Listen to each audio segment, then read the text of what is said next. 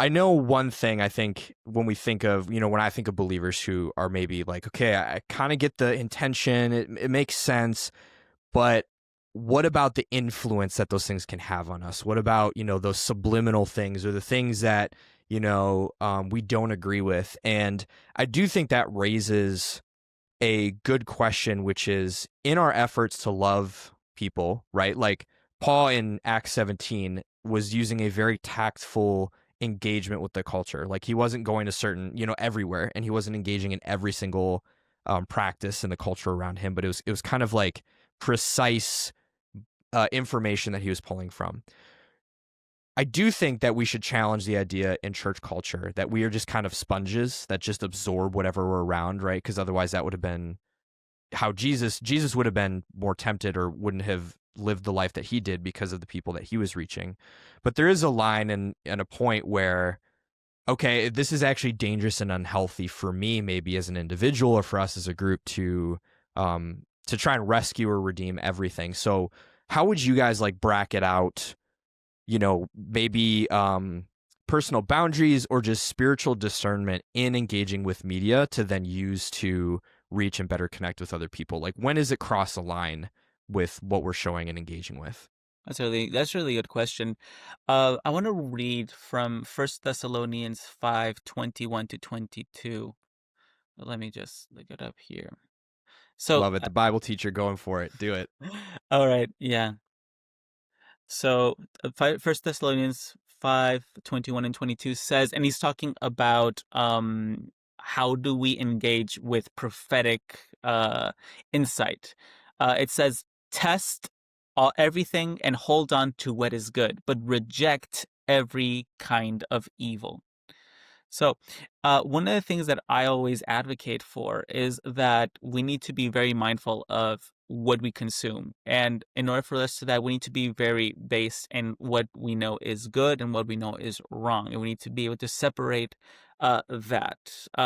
And I think we don't usually do this in the in the Christian world. We try to classify something as either 100% good or 100% bad. We just stay away from it. So as to where is that line, I'm not sure. I think for a lot of Christians, that line is very true. Once something has sex in it, no, we can't engage with it. Once something has a little bit of witchcraft, no, we don't engage with that. Once, I don't know, they say a bad word, yeah, we don't cross that line. And I think we need to start to see art as the creation of human beings. We need to humanize the art that we consume in the sense that humans aren't 100% bad or 100% good. Everybody's redeemable and everybody is sinful.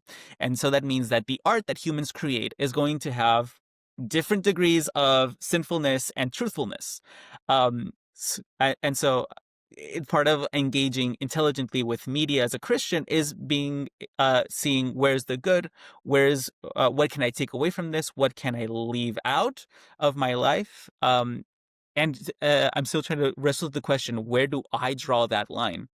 And I can tell you, I don't know exactly. I'm not exactly sure because I know what my limitations are for myself. I kind of know what makes me stumble, but I'm not comfortable in saying that nobody should consume that.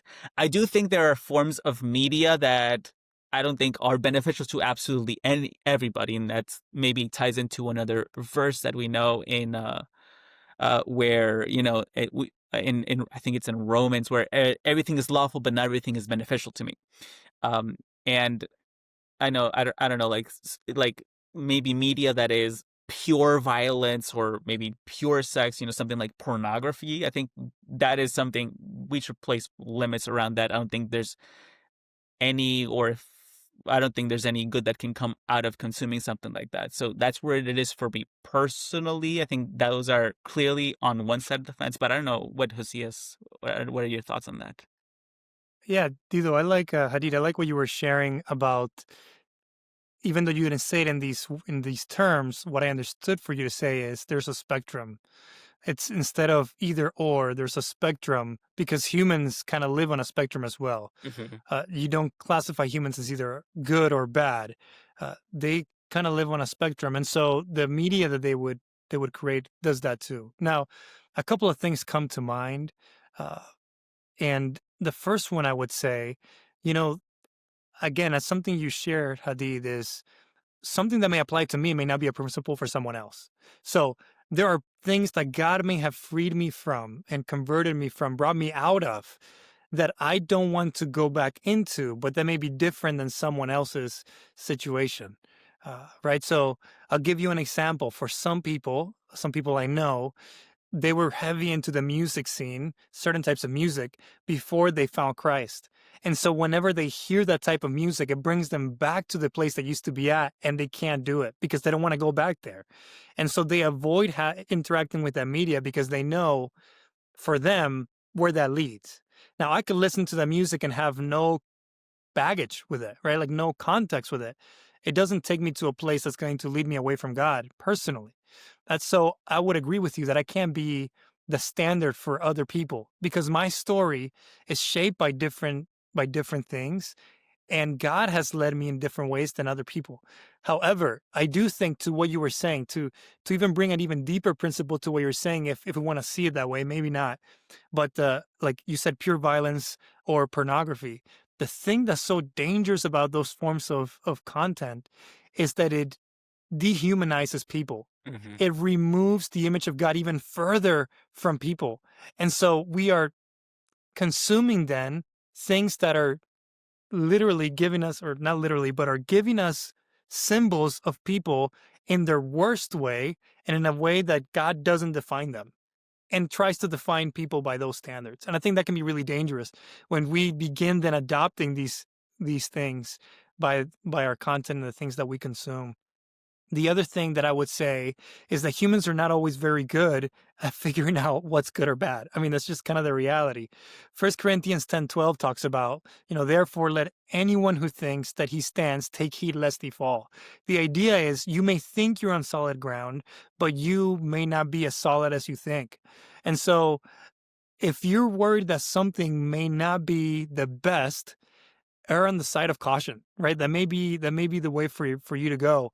Uh, and the other thing about it is, too, humans, even if we do understand what's good or bad, sometimes we don't have the willpower to enact and act on the things and the convictions that we have. So I think there's space for grace in there as well. But I'm not sure if I completely answered the question. I was just engaging with what Hadid was sharing, and I think it was some good stuff there.